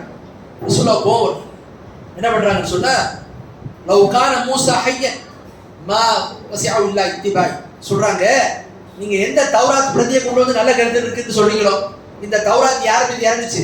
மூசா நபி. அந்த மூசா நபியை இப்ப உயிரோடு இருந்தால் என்னை பின்பற்றுவதை தவிர வேற வழி இல்லைன்னா, அதனால தான் ஈசா நபி கியாமத்தினுடைய அடையாளத்துல ஒரு அடையாளம், இந்த உலகத்துக்கு மீண்டும் அந்த 10 பெரிய இடத்துல ஒரு அடையாளம், அவங்க மீண்டும் வருவாங்க, வந்து ரசூலுல்லாஹ்வுடைய ஷரியத்தை பின்பற்றுவாங்க, குர்ஆன் அடிப்படையில் வாழ்வாங்க, அதன் அடிப்படையில் தீர்ப்பு வழங்குவாங்க. அப்ப நமக்கு என்ன வேலைன்னு சொன்னா, ரசூலுல்லாஹ் அனுப்பப்பட்டதுக்கு அப்புறம், குர்ஆன் தரப்பட்டதுக்கு அப்புறம் முன்னாடி உள்ள வேதங்களை பின்பற்றக்கூடாது. எப்படி தௌராத் என்ற வேதம் இருக்கும்போது ஈசா நபி வந்ததுக்கு அப்புறம் ஈசா நபியை தான் அவசியமா பின்பற்றணுமோ, அதே மாதிரி ஈசா நபியுடைய வருகைக்கு அப்புறம் கடைசி தூதரா யார் இருக்கிறா? முஹம்மது ஸல்லல்லாஹு அலைஹி வஸல்லம் இருக்கிறாங்க. அவங்க வந்ததுக்கு அப்புறம் அவரை தான் பின்பற்ற வேண்டும். அதை விட்டுட்டு காலவதியான மாற்றங்கள் நிகழ்ந்த அந்த வேதங்களை பின்பற்றக்கூடாது அப்படின்னு நம்ம பார்க்கணும். அடுத்து பாருங்க, 4வது அம்சம் என்ன? ஈசா நபி விஷயத்தை இந்த இன்ஜில் எத்தனை பார்த்துக்கணும். 4வது விஷயம் என்ன? ஈசா நபி உயர்த்தப்படும். இங்கேயும் கிறிஸ்துவ மதத்துக்கு இஸ்லாம் முரண்படும். யூதருடைய வாதம் என்ன? அவரை நாங்க கொண்டுட்டோம். யூதருடைய வாதம் என்ன? அவரை நாங்க கொண்டுட்டோம். கிறிஸ்துவருடைய வாதம் என்ன? ஈசா நபியை பத்தி, அவர் வந்து சிலுவையில் அறையப்பட்டார், அவர் மீண்டும் 3 நாளுக்கு அப்புறம் அறையப்பட்டு 3 நாளுக்கு அப்புறம் மீண்டும் எழுந்தார், உயிர்ப்பித்தார், அதை மரணிச்சார், மீண்டும் உயிர்ப்பித்தார் கருத்தை சொல்றார். ஆனா இஸ்லாம் என்ன சொல்லுதுன்னு சொன்னா, ஈசா நபியை குறித்து அல்லாஹ் குர்ஆன்ல 4வது அத்தியாயத்துல 157வது வசனத்திலையும் 158வது வசனத்திலும் சொல்றான், வகவுலுஹு இன்னா கதல்னா அல்-மஸீஹ் ஈஸா இப்னு மர்யம் ரசூலுல்லாஹ் வமா கதலூஹு வமா ஸலபூஹு வலாக்கின் ஷுப்பிய லஹும் இன்னல் லதீன இக்தலஃபூ ஃபீஹி லஃபீ ஷக்கின் மின்ஹு மா லஹும் பிஹி மின் இல்ம் இல்லா இத்திபாஅ வமா கதலூஹு யகீனா பல் ரஃபஅஹு அல்லாஹு இலைஹி வ கான அல்லாஹு அஸீஸன் ஹகீமா. அல்லாஹ் சொல்றான், அந்த யூதருடைய கூற்று என்ன? நாங்கள் ஈசா நபியை கொலை செய்து விட்டோம், கொன்று விட்டோம் என்று சொல்றாங்க. அல்லாஹ் சொல்றான், வமா கதலூஹு, அவரை கொல்லவும் இல்லை, வமா ஸலபூஹு, அவரை சிலுவையில் அறையவும் இல்லை. அப்ப குர்ஆன் என்ன சொல்லுது? ஈசா நபி மரணிக்கவும் இல்லை, சிலுவையில் அறையப்படவும் இல்லை. அடுத்து என்ன? வலாக்கின் ஷுப்பிய லஹும், அவரை போன்று அவர்களுக்கு காண்பிக்கப்படுது நல்லா சொல்றாங்க. அப்போ அன்று வாழ்ந்த யூதர்கள் சிலுவையில ஈசா நபியுடைய தோற்றத்தில் உள்ள ஒருவரை அறைந்தார்கள், ஈசா நபி அறைய. அது அல்லாஹ் தெளிவா சொல்றான், அவங்கள சிலுவையில அறையவும் இல்லை, அவங்க கொல்லப்படவும் இல்லை, அவர்களை போன்று அவர்களுக்கு என்ன செய்யப்பட்டுச்சு? காண்பிக்கப்பட்டுச்சு. அடுத்து அல்லாஹ் சொல்றான், எவர்கள் இந்த விஷயத்துல கருத்து வேறுபாடு கொள்கின்றார்களோ அவர்கள் சந்தேகத்திலே இருக்கின்றார்கள், அவங்களுக்கு எந்த ஒரு ஞானமும் கிடையாது, யூகத்தை தான் அவர்கள் பின்பற்றுகின்றார்கள். அடுத்து அல்லாஹ் அடுத்தவா சொல்றான், வமா கதலூஹு யகீனா, உறுதியாக ஈசா நபி அவர்கள் கொல்லவே இல்லைன்றாங்க. அப்போ ஈசா நபி கொல்லப்படல. அப்ப என்ன ஆனாங்க? அல்லாஹ் அவர்களை தன்னளவில் உயர்த்தி கொண்டான், வானத்திலே உயர்த்தி கொண்டான். இதுக்கான ஆதாரம் பாருங்க, சூரத் ஆல் இம்ரான் 3வது அத்தியாயத்துல 55வது வசனத்தை அல்லாஹ் தஆலா சொல்றான், இது கால அல்லாஹு யா ஈசா இன்னி முதவஃபீக வ ராஃபிஉக இலைய வ முதஹிருக லல்லதீன கஃபரு. அல்லாஹ் சொல்றான், ஈசாவே, நிச்சயமாக நாம் உம்மை மரணிக்க செய்வோம். இன்னும் சில அறிவிப்புகள் படி உம்மை நாம் பிடிப்போம், உம்மை எம் அளவில் நாம் உயர்த்தி கொள்வோம், குஃபார்களை விட்டு இணை வைப்பவர்களை விட்டு உம்மை நாம் பரிசுத்தமாக்குவோம். அல்லாஹ் இங்க 3 வார்த்தையை சொல்றான். ஒண்ணு, உங்களை மரணிக்க செய்வோம், அது உங்களை பிடிப்போம். 2வது, உங்களை அல்லாஹ் தன் அளவில் உயர்த்தி கொள்வதை இல்லைன்னா என் அளவில் உயர்த்தி கொள்வது அல்லாஹ் தஆலா சொல்றோம். 3வது, உங்களை நாம காஃபிர்களை விட்டு பரிசுத்தப்படுத்துவோம் அல்லாஹ் சொல்றோம். இந்த வசனத்துக்கு விளக்கம் என்ன? அல்லாஹ் தன் அளவில் உயர்த்தி கொள்வதா சொல்றான். மரணித்து முத்தவஃபா, தவஃபின்னு சொன்னா மரணிப்பது, வஃபாத்னா மரணிப்பது, அல்லது வேறு சில அர்த்தங்கள் கூட இருக்குது. அப்ப இந்த இடத்துல அல்லாஹ் சொல்லக்கூடிய இந்த வார்த்தைக்கு என்ன பொருள் என்று பார்த்தீங்கன்னா, உலமாக்கள் விஷயத்துல 3 கருத்து சொல்றாங்க. முதல் கருத்து என்ன? அல்லாஹ் தஆலா ஈசா நபியுடைய விஷயத்தை சொல்றான் பாத்தீங்களா, இன்னி முதவஃபீக வ ராஃபிஉக இலைய, உம்மை நாம் மரணிக்க செய்வோம், பிறகு என்ன அளவில் நாம் உம்மை உயர்த்தோம்னு சொல்றான் பாத்தீங்களா அல்லாஹ் தஆலா. அதுக்கு என்ன அர்த்தம்னு சொன்னா, இது அந்த வாசகங்களை அல்லாஹ் முன்னாடி உள்ளது பின்னாடியும் பின்னாடி உள்ளது முன்னாடியும் கொண்டு வந்திருக்கு. அதுக்கு சில காரணங்கள் இருக்குது. ஏன் அல்லாஹ் இந்த மாதிரி மார்க்கத்தில் சில விஷயங்களை கொண்டு வரப்படும். அப்போ இந்த இடத்துல எப்படி அர்த்தம் பண்ணணும்? அல்லாஹ் தன் அளவில் அவரை உயர்த்தி கொண்டால் பிறகு மீண்டும் இந்த பூமிக்கு வருவாங்க. வந்ததுக்கு அப்புறம் மீண்டும் அவர்கள் மரணிப்பார்கள். இதுதான் இந்த வசனத்துக்கு பொருள். இப்ப அல்லாஹ் மரணத்தை ஏன் முன்னாடி சொல்றான்னா அது வரிசை வைப்புக்காக சொல்லப்படுறது கிடையாது. அல்லாஹ் அவளை உயர்த்துவான், பிறகு மரணிப்பார்கள். ஆனா மரணத்தை அல்லாஹ் என்ன செய்திருக்க முன்னாடியே அந்த வார்த்தை பிரயோகத்துல பயன்படுத்திருக்கிற அங்க ஆர்டர் நோக்கம் கிடையாது, வரிசை வைப்பு நோக்கம் கிடையாதுன்னு சொல்றாங்க. இது ஒரு கருத்து. இரண்டாவது கருத்து என்ன? முத்தவஃபீக் வஃபாத் என்கின்ற வார்த்தை காபிதுக், அதாவது பிடிப்பது, உண்மை நாம் பிடித்து கொண்டோம், உண்மை நாம கண்ட்ரோல் பண்ணிட்டோம், எடுத்துக்கிட்டோம் அப்படின்ற அர்த்தத்துல சொல்லப்படும். இந்த வார்த்தையும் அரபி இதில் பயன்படுத்தப்படக்கூடிய ஒரு வார்த்தை. மூணாவது வஃபாத் என்கின்ற வார்த்தை. வஃபாத் என்கின்ற வார்த்தை தூக்கத்துக்கும் பயன்படுத்தப்படும். நம்ம தூங்குறோம் பார்த்தீங்கன்னா அந்த தூக்கத்துக்கும் பயன்படுத்தப்படும். அல்லாஹ் குர்ஆன்ல சூரத் ஆல இம்ரான் சூரத் அன்ஆம் 6வது அத்தியாயத்துல 80வது வசனத்துல சொல்றான், வஹுவல்லதி யதவஃபாக்கும் பில்லைல், அவன்தான் உங்களை இரவிலே மரணிக்க செய்கிறான். அல்லாஹ் இந்த இடத்துல எதை பத்தி பேசுறான்? மனுஷனுக்கு சொல்றான், அவன்தான் உங்களை இரவிலே மரணிக்க செய்கிறான். அப்படின்னு என்ன அர்த்தம்? இரவிலே உங்களுக்கு தூக்கத்தை தருகிறான். அப்போ இஸ்லாமிய மார்க்கத்துல மரணம் என்கின்ற வார்த்தை தூக்கத்துக்கும் பயன்படுத்தப்பட்டிருக்கு. அதனால தான் நம்ம காலைல முடிச்சதுக்கு அப்புறம் அல்ஹம்துலில்லாஹி அல்லதி அஹ்யானா பஅதமா அமாதனா, அமாதனா மௌத், பஅதமா அமாதனா வலி நுஷூர், அல்லாஹ் எங்களை மரணிக்க செய்ததுக்கு அப்புறம் நீ எங்களுக்கு உயிர்ப்பித்த, உனக்கே புகழ் அளித்தோம்னு சொல்ல என்ன செய்யறோம்? அல்லாஹ்வை புகழணும். ஏன் அந்த இடத்துல மரணம் என்பது எதை நம்ம சொல்றோம்? தூக்கத்தை. தூக்கத்தை அல்லாஹ் நம்முடைய உயிரை என்ன செய்யறான்? கைப்பற்றுறோம். இப்போ உயிரை கைப்பற்றுவது இரண்டு அர்த்தத்துல இருக்கு. ஒன்னு தூக்கத்துல கைப்பற்றுவது, தூக்கத்துல கைப்பற்ற உயிர் பிரியறது இல்லை, தூங்குவார்கள், அசைவார்கள், ஆனா அவங்க சுத்தி என்ன நடக்குன்னு அவங்களுக்கு தெரியாது. தூக்கத்தை குறித்த மரணம் அவங்களை அல்லாஹ் தூங்க செய்தான், தூக்கத்தை அல்லாஹ் அவங்களுக்கு கொடுத்தான். கொடுத்ததுக்கு அப்புறம் அந்த தூக்கமான நிலையிலேயே அல்லாஹ் தஆலா அவர்களை தன் அளவில் உயர்த்தி கொண்டான். என்ன செய்யறாங்க? இந்த விளக்கம் கொடுக்குறாங்க. அப்ப இந்த ரெண்டு விளக்கம் என்ன செய்யப்பட்டிருக்கு? கொடுக்கப்பட்டிருக்கு அப்படின்றத நாம பார்க்கலாம். சரி, இந்த இடத்துல கிறிஸ்தவர் ஒரு விஷயத்தை வந்து பதிவு செய்யறாங்க. ஏன் இல்ல ஈசா நபி சிலுவையில் 3 நாள் அடையப்பட்டு மரணித்தார்கள், பிறகு மீண்டும் உயிர்ப்பித்தார்கள் சொல்றாங்க. சரி, இதுக்கு என்ன லாஜிக், என்ன காரணத்துக்காக சொல்றாங்க? ஏன் இந்த ஒரு வாதத்தை வைக்கிறாங்கன்னு சொன்னால் அதுக்கு அவங்க ஒரு என்ன வாதம் சொல்றாங்கன்னா, பாருங்க ஆதம் நபி அந்த கனியை சாப்பிட்டாங்க பார்த்தீங்களா, அல்லாஹ்வுடைய கட்டளை மீறி சாப்பிட்டாங்க பார்த்தீங்களா, அந்த பாவமாகிறது பிறக்கின்ற எல்லா குழந்தைக்கு மீதும் வந்து அது ஏற்படும். அந்த பாவ சுமையை அனைத்து யார் சுமந்தா? ஈசா நபி சுமந்துட்டாங்கன்னு ஒரு கான்செப்ட் சொல்லுவாங்க. அப்போ கிறிஸ்தவ மதத்தின் அடிப்படையில அவங்க சிலுவையில் அறையப்பட்டாங்க, அதுல இருந்து உயிர் போச்சு, பிறகு மீண்டும் எழுப்பப்பட்டாங்க. அவங்க சிலுவையில் ஏறதுக்கு காரணம் என்ன? இவங்க சொல்றதை பார்த்தா அவங்க வேண்டி விரும்பி ஏறின மாதிரி சொல்றாங்க. எதுக்காக ஏற்றப்பட்டாங்க? அவர்கள் எல்லாருடைய பாவ சுமை சோர்ப்பதுக்கு. என்ன பாவம்? ஆதம் நபி அந்த கனியை சோர்த்தாங்க பார்த்தீங்களா சொர்க்கத்துல, அதுதான் காரணம். அப்ப இந்த விஷயத்தை நீங்க பாத்தீங்கன்னா இதுக்கு எந்த ஒரு ஆதாரமும் இல்லை, அறிவு ஏற்படையதா இல்லை. ஆனா இஸ்லாம் பாருங்க, பிறக்கின்ற குழந்தையை பற்றி இஸ்லாம் என்ன சொல்லுதுன்னா, குல்லு மௌலூதின் யூலது அலல் ஃபித்ரா, பிறக்கின்ற ஒவ்வொரு குழந்தையும் முஸ்லிமா பிறக்குது, இயற்கை மார்க்கமாகி அது இஸ்லாத்தின் அடிப்படையில் பிறக்குது. அதை அப்படியே விட்டா அது மார்க்கத்தின் அடிப்படையில் சரியான வழியில் போயிடும், நேர் வழியில் பயணிக்கும். அபவாவு யுஹபிதானி அவ் யுமஜிசானி அவ் யுனஸ்ஸிரானி, அதனுடைய பெற்றோர்கள் தான் அதை கிறிஸ்தவனாவோ யூதனாவோ நெருப்பு வழங்கக்கூடிய மஜூசியாவோ மாற்றி விடுகிறார்கள் என்று சொல்லி அல்லாஹ்வுடைய தூதர் ஸல்லல்லாஹு அலைஹி வஸல்லம் சொல்றாங்க. அப்போ இது ஒரு விஷயம். பிறக்கிற குழந்தை எல்லாத்தையும் என்ன செய்யறாங்க? பாவ சுமையோட சுமக்கிறாங்க. அந்த பாவத்தை யார் சுமந்தா? ஈசா நபி சுமந்தாங்கன்னு சொல்லிட்டு ஒரு வார்த்தை வைக்கிறாங்க சிறுவிடை ஏறதுக்கு. அடுத்து ரெண்டாவது பாருங்க, இஸ்லாமிய மார்க் என்ன சொல்லுதுன்னா, வலா தக்ஸிபு குல்லு நஃப்ஸின் இல்லா அலைஹா, ஒவ்வொரு ஆன்மாவும் அது என்ன பாவத்தை செய்தோ அதுக்கு அது பொறுப்பாங்க. வலா தஸிரு வாஸிரத்து விஸ்ர உஃப்ரா, எந்த ஒரு ஆன்மாவும் இன்னொரு ஆன்மாவுடைய பாவ சுமையை சுமக்காது. இஸ்லாமிய மார்க்கத்தை பொறுத்த வரைக்கும் ஒருவர் பாவம் செய்யறாங்க, அவருக்கு அந்த பாவம், அந்த பாவம் செய்த விட்டுட்டு சம்பந்தப்படாத ஒருத்தர் பேர் செய்யப்படாது, இன்னொரு பாவத்தை சுமக்க முடியாது. அப்போ ஆதம் நபி அந்த பாவத்தை செஞ்சாங்கன்னா அந்த பாவம் அவங்க தான் அதுக்கு பரிகாரம் தேடணும்.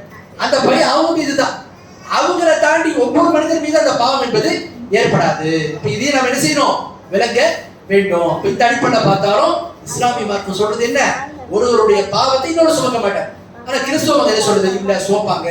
அதனாலதான் அவங்க சிலுவையிலே ஏறினாங்கன்றாங்க. இந்த கருத்து என்ன? மார்க்கத்துக்கும் முரணானது, அறிவுக்கும் எதிரானது அப்படின்றத நாம பார்க்கலாம்.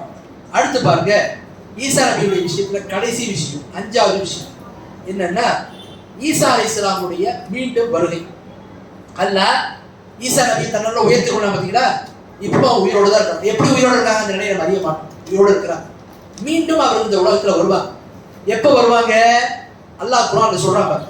சூரத்து ஸுஹ்ருஃப் 43வது அத்தியாயத்துல 61வது வசனம்.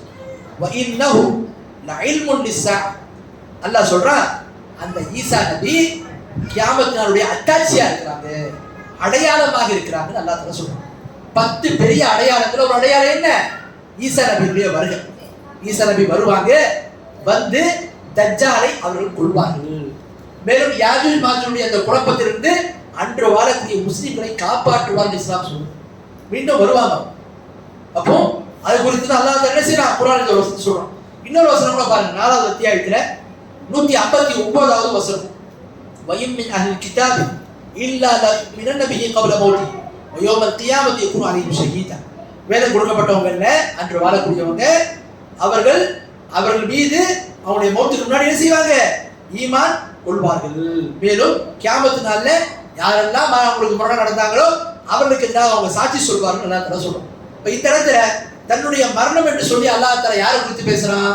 ஈசா நபியுடைய மரணத்தை பத்தி அல்லாஹ் பேசுறான். அப்ப ஈசா நபி இந்த உலகத்திற்கு மீண்டும் வருவார்கள். வந்ததற்கு அப்புறம் ஏற்ப என்ன செய்வாங்க? மரணிப்பார்கள் அப்படின்றத பார்க்கணும். இது குறித்த ஹதீஸ் கூட பாருங்க. புகாரியில 3448 நம்பர் ஹதீஸ்.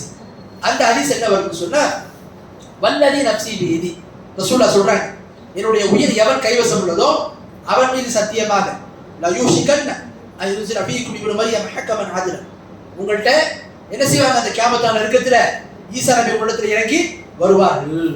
வந்து நீதமா என்ன செய்வார்கள்? தீர்ப்பளிப்பார்கள். அவங்க என்ன செய்வாங்க? சிலுவைகளை உடைப்பார்கள். வயக்துல் ஹின்ஸீர, பன்றிகளை கொல்வார்கள். வயதவுல் ஜிஸ்யத், அதாவது இஸ்லாம் சொல்லக்கூடிய இந்த ஜிஸ்யா வரி இருக்கு பாத்தீங்களா, அதை எடுத்துருவாங்க. என்ன அர்த்தம்? இஸ்லாத்தை ஏத்துக்கணும். இஸ்லாத்தை ஏத்துக்கிட்டா அது ஒரு சாய்ஸ், அவ்வளவுதான். அதுக்கப்புறம் ஆப்ஷனே கிடையாது. ரசூலுல்லாஹ் எப்படி கொடுத்தாங்க? இஸ்லாத்தை ஏத்துக்கலாம். அப்படி இஸ்லாத்தை ஏத்துக்கிறதுக்கு உங்களுக்கு விருப்பம் இல்லைன்னு சொன்னா, இஸ்லாமிய கண்ட்ரியில் நீங்க வாழ விரும்புறீங்கன்னு சொன்னா ஜிஸ்யா வரி கொடுத்து நீங்க வாழலாம் ரசூலுல்லாஹ் சொன்னாங்க. ஆனா ஈசா நபி அந்த கியாமத் நாளின் சட்டம் என்ன செய்வாங்க? ஜிஸ்யா வரியை எடுத்துருவாங்க. இதுக்கப்புறம் என்ன? ஒரே ஒரு இதுதான், இஸ்லாத்தை ஏற்றுக்கொள்ள வேண்டும். அடுத்து வயஃபீதுல் மால் அத்தா லா யக்பலுஹு அஹது, அந்த நேரத்துல என்ன ஆகும்? செல்வம் பெருகிவிடும். எந்த அளவுக்குன்னா யார் என்ன செய்ய மாட்டாங்க? செல்வம் கொடுக்கப்பட்டாலும் வாங்க மாட்டாங்க. ஹத்தா தகூனு சஜதத்துல் வாஹிதத்து கைரம் மினத் துன்யா வமா ஃபீஹா, அந்த காலகட்டத்துல அல்லாஹ்வுக்காக ஒரு சஜ்தா செய்வது இந்த உலகத்தையும் அதில் உள்ள எல்லாத்தையும் விட சிறந்ததா இருக்கும். இந்த அளவுக்கு குழப்பமான ஒரு காலகட்டம். சும்ம யகூலு அபூ ஹுரைரா ஃபக்ரவு இன் ஷி'தும், பிறகு அபூ ஹுரைரா சொன்னாங்க, நீங்க விருப்பப்பட்ட இந்த வசனத்தை ஓதுங்க. என்ன வசனம்? நான் உங்களுக்கு ஓதி காட்டுறேன் பாருங்க. 4வது அத்தியாயத்துல 159வது வசனம். வேதம் கொடுக்கப்பட்டவங்க யாருமே அவங்க ஈசா நபியை மரணத்துக்கு முன்னாடி அவங்க மீது ஈமான் கொள்ளாம என்ன செய்ய மாட்டாங்க? மரணிக்க மாட்டாங்க. அன்றைய வந்து அவங்க இறங்கும் போது அன்று வாழக்கூடிய கிறிஸ்தவர்கள் சில பேர் என்ன செய்வாங்க? அவர்கள் இஸ்லாத்தை ஏற்றுக்கொள்வார்கள் அப்படின்ற வசனத்தை அல்லாஹ் தெரியப்படுத்துறான். ஆக ஈசா நபி மீண்டும் இந்த உலகத்தை என்ன செய்வாங்க? இறங்கி வருவாங்க. கியாமத்தினுடைய 10 பெரிய அடையாளத்தை ஒரு அடையாளமா இருக்கு. சரி, இப்போ வருவாங்க. எத்தனை ஆண்டு காலம் அவங்க இருப்பாங்க இந்த பூமியில? எத்தனை ஆண்டு காலம் இருப்பாங்க அப்படின்னு ஒரு கேள்வி நமக்கு வருது. இது பத்தி சஹீஹ் முஸ்லிம்ல ஹதீஸ் வருது. என்னன்னு சொன்னா, ஈசா நபி இந்த பூமிக்கு மீண்டும் வருவாங்க பாத்தீங்களா? வந்ததுக்கு அப்புறம் அவர்கள் 7 ஆண்டுகள் இருப்பாங்க. இது சொல்றதுக்கு முன்னாடி நான் உங்களுக்கு முன்னாடியே சொன்னேன். குர்ஆன் அல்லாஹ் தஆலா சொல்றான், வயுகல்லிமுன் நாஸ் ஃபில் மஹ்தி வ கஹலன் மினஸ் ஸாலிஹீன். ஈசா நபி அந்த குழந்தை பருவத்திலே பேசுவாங்க. அதே மாதிரி கஹலன் சொன்னா அந்த பெரிய வயது பகுதியில பேசுவாங்க. அல்லாஹ் தஆலா சொல்றான். நம்மளே சொல்லிருக்கோம், பெரியவங்களா பேசுறது ஒரு பெரிய அற்புதம் கிடையாது. ஏன் இதை அல்லாஹ் சொல்றான்? சொல்ல வேண்டிய அவசியம் என்ன அப்படின்னு பாத்தீங்கன்னா, இந்த வசனத்திலையும் மறைமுகமா அல்லாஹ் தஆலா நமக்கு தெரியப்படுத்துறான், ஈசா நபி மீண்டும் இந்த பூமிக்கு இறக்கப்படுவாங்க. ஏன்? ஈசா நபி அவர்கள் 33 வயது அந்த இளமை பருவத்தில் என்ன செய்யப்பட்டாங்க? வானத்துக்கு உயர்த்தப்பட்டாங்க. மீண்டும் அவர்கள் வருவார்கள். வந்து அவர்கள் அந்த வயோதிக நிலை, அந்த சிறுவர்கள் 20 வயசு 60 வயசு இந்த இடைப்பட்ட காலத்துல என்ன செய்வாங்க? வாழ்வாங்கன்றதுக்கு இந்த வசனம் ஒரு ஆதாரம். மீண்டும் அவர்கள் வருவார் என்பதற்கு ஒரு ஆதாரம். பெரியவங்களாயும் அவங்க பேசுவாங்க. பெரியவங்க பேசுறது அற்புதம் கிடையாது. ஆனா அல்லாஹ் என்ன சொல்றான்? ஈசா நபி மீண்டும் வருவார்கள் என்பதை இந்த வசனத்துல மறைமுகமா அல்லாஹ் உயர்த்துறான். அதனால தான் பெரியவனாய் பேசுவாங்கன்றான். பெரியவங்க பேசுற ஆச்சரியம் இல்லை தானே. இப்ப ஈசா நபி சொல்ல வேண்டிய அவசியம் என்ன? மீண்டும் அவர்கள் வருவார்கள் என்பதை, அவர்கள் சில ஆண்டுகள் உயிர் வாழ்வாங்க என்பதற்கான ஒரு அத்தாட்சிய, ஒரு அடையாளத்தை எல்லாம் என்ன செய்யறான்? இந்த வசனத்தின் மூலமா தெரியப்படுத்துறான். அப்ப ஈசா நபி இந்த உலகத்தில் எவ்வளவு காலம் வாழ்வாங்க போது சஹீஹ் முஸ்லிம்ல அறிவிப்பு வருது, அவர் இந்த உலகத்திலே 7 ஆண்டுகள் இருப்பார்கள் வருது. இன்னும் சில அறிவிப்புகள் அபுதாவுது, முஸ்னத் அஹமது போன்ற ஹதீஸ் கிரந்தங்கள்ல வருது, அவர் இந்த உலகத்திலே 40 ஆண்டுகள் இருப்பாருன்னு சொல்லு. இப்ப இதற்கு 2 விதமான விளக்கம் கொடுத்திருக்கிறார் அறிஞர்கள். சில என்ன சொல்றாங்க, 40 ஆண்டுகள் சொன்னா 33 வயதில் அவர்கள் உயர்த்தப்பட்டார்கள், மீண்டும் 7 ஆண்டுகள் வாழ்வாங்க, வாழ்ந்ததுக்கு அப்புறம் 40 ஆண்டுகள் பூர்ணமாயிட்டு அதுக்கப்புறம் மரணிச்சிடுவாங்க. அவங்க வந்தாலும் ரசூலுல்லாஹி ஸல்லல்லாஹு அலைஹி வஸல்லம் செயல்படுவாங்க, அதுக்கப்புறம் மரணிச்சிடுவாங்கன்னு ஒரு கருத்து சொல்றாங்க. இன்னும் சில அறிஞர்கள் சொல்றாங்க, இல்ல சில அறிவிப்புகள் 40ன்றது எப்படி வருதுன்னா, மீண்டும் இறங்குனதுக்கு அப்புறம் 40 ஆண்டுகள் இருப்பாங்கன்னு வருது. அப்ப 7 ஆண்டுகள் இருந்தாங்கன்னு சொல்லி சஹீஹ் முஸ்லிம்ல வருது, அதுவும் ஆதாரப்பூர்வமான ஹதீஸ் தான், இதுவும் ஆதாரப்பூர்வமான ஹதீஸ் தான். எப்படி விளங்குறது என்று சொல்லும் போது இமாம் சுயத்தி போன்ற அறிஞர் என்ன சொல்றாங்க, அந்த விளக்கம், ஈசா நபி இந்த உலகத்துல 33 வயதில் உயர்த்தப்பட்டாலும் மீண்டும் அவர் இந்த உலகத்துக்கு வருவாங்க, வந்து 40 ஆண்டுகள் வாழ்வாங்க. அப்ப அந்த 7 ஆண்டு என்பது என்ன? அந்த 7 ஆண்டு என்பது மஹதி அலைஹிஸ்ஸலாம் அவர்களோடு அவர்கள் சேர்ந்து இருப்பார். அந்த 40 ஆண்டுகள்ல 7 ஆண்டுகள் என்பது மஹதி அலைஹிஸ்ஸலாமோட சேர்ந்து இருப்பார். மிச்சம் வரக்கூடிய 33 ஆண்டுகள் அவர்கள் தனியாக என்ன செய்வாங்க? வாழ்வாங்க. அதே ரசூலுல்லாஹி ஸல்லல்லாஹு அடிப்படையில தீர்ப்பளிப்பாங்க, அதை பின்பற்றுவாங்க அப்படின்னு என்ன செய்யறாங்க? தெரியப்படுத்துறாங்க. இந்த 2 கருத்துமே இருக்கு. சில அறிவிப்புகள்ல 7, சில அறிவிப்புகள்ல 40. ஆனா ஆதாரம் வைத்து பார்க்கும்போது இந்த 40ங்கிற கருத்து தான் மிக சரியானதாக இருக்குது. ஏன்னு சொன்னா அந்த 40ல 7 என்பது மஹதி அலைஹிஸ்ஸலாம் அவர்களோடு அவர் இருப்பது. பிறகு மஹதி அலைஹிஸ்ஸலாம் மரணித்து விடுவார்கள். மரணித்ததுக்கு அப்புறம் சில ஆண்டுகள் என்ன செய்வாங்க? அவங்க 33 ஆண்டுகள் வாழ்வார்கள் அப்படின்றத தெரியப்படுத்துறாங்க. ஆகவே ஈசா நபியுடைய தொடர்பு சம்பந்தமா சில முக்கியமான தகவல்களை சொன்ன நான் சுருக்கமா மீண்டும் அதை சொல்லிடுறேன். முதலாவது கருத்து நம்ம பார்த்தோம், ஈசா நபியை குறித்து அல்லாஹ் தஆலா நம்முடைய ரூஹ் என்று சொல்றான். நம்முடைய ரூஹ்னா அல்லாஹ்வுடைய பண்பு இல்ல, அல்லாஹ்வுடைய வந்த பகுதி இல்ல, மாறாக அல்லாஹ்வுடைய ஒரு படைப்பு. ஏன் அப்ப அல்லாஹ் அதை வந்து சொன்னோம்? அது ஒரு பிரத்யேகமான சொல்றது. எப்படி அல்லாஹ் தஆலா சாலிஹ் அலைஹிஸ்ஸலாமுடைய சமூகத்திற்கு அல்லாஹ்வுடைய ஒட்டகம் சொல்றோம், எல்லாமே அல்லாஹ்வுடைய ஒட்டகம் தான், பிரத்யேகமா சொல்றதுக்கு அந்த வார்த்தை அல்லாஹ் பயன்படுத்தணும். அது மாதிரி ஒரு அம்சம் தான் என்பதை நம்ம பார்த்தோம். அடுத்து இரண்டாவது, அல்லாஹ் ஈசா நபிக்கு கொடுத்த சில அற்புதங்களை குறித்து நம்ம பார்த்தோம். அடுத்து மூன்றாவது, இஞ்சில் வேதத்தை எப்படி நம்ம நம்புறோன்றதை குறித்து பார்த்தோம். இஞ்சில் வேதத்தை எப்படி நம்புவோம்? அந்த வேதத்தை அல்லாஹ் கொடுத்தான், அந்த பெயரோடு நம்புவோம், அதை கையாட்சி செய்யப்பட்டுச்சு, அது காலவதி ஆயிடுச்சு, இதுக்கப்புறம் என்ன? குர்ஆனைத்தான் பின்பற்ற வேண்டும் என்பதை பார்த்தோம். அடுத்து நான்காவது அம்சமாக, ஈசா நபி அல்லாஹ் என்ன செய்தா அவர்களை யூதர்கள் வந்து கொன்றதா சொல்றாங்க, கிறிஸ்தவர்கள் சிலுவையில் அறையப்பட்டாங்க, பிறகு மீண்டும் உயிர்ப்பித்தாங்கன்னு சொல்றாங்க. இது ரெண்டுமே தவறு. அவங்க கொல்லப்படவும் இல்லை, சிலுவையில் அறையப்படவும் இல்லை. அவர்களை மாதிரி தோற்றத்தில் உள்ள ஒரு மனிதரை தான் அல்லாஹ் மாற்றினாங்க, அவங்க தோற்றத்தை மாதிரி ஒரு தோற்றத்தை மாற்றினாங்க. அந்த யூதரைத்தான் யூதர்கள் வந்து என்ன செய்தாங்க? சிலுவையில அறைந்தார்கள் என்பதை மார்க்கம் நமக்கு சொல்லுது. அது குறித்து சில வார்த்தைகளை நம்ம பார்த்தோம். அடுத்து ஐந்தாவது கடைசியாக, ஈசா நபி கியாமத்தினுடைய அடையாளத்துல ஒரு அடையாளமா இருக்கிறாங்க. அவர்கள் மீண்டும் வருவார்கள், வந்து இந்த உலகத்தில் 40 ஆண்டுகள் வாழ்வாங்க, ரசூலுல்லாஹி ஷரியத்தை தான் அவர்கள் பின்பற்றுவார்கள் அப்படின்றத நம்ம பார்க்கிறோம். ஆகவே ஈசா நபி குறித்து ஒரு சில தகவல்களை தான் நான் உங்கள்கிட்ட பகிர்ந்து கொண்டேன். இன்னும் மேற்கொண்டு பல அம்சங்கள் இருக்குது, அது முக்கியமான சில தகவல்களை நான் தெரியப்படுத்தினேன். எந்த விஷயத்தை நான் சொல்லணும் அது சரியான முறையில் விளங்கி அதன் மீது ஈமான் கொண்டு பிற மக்களுக்கு எத்தி வைக்கக்கூடிய வாய்ப்பு அனைவருக்கும் தந்தருவானாக. ஆகுது தகவலான அல்ஹம்துலில்லாஹி ரப்பில் ஆலமீன்.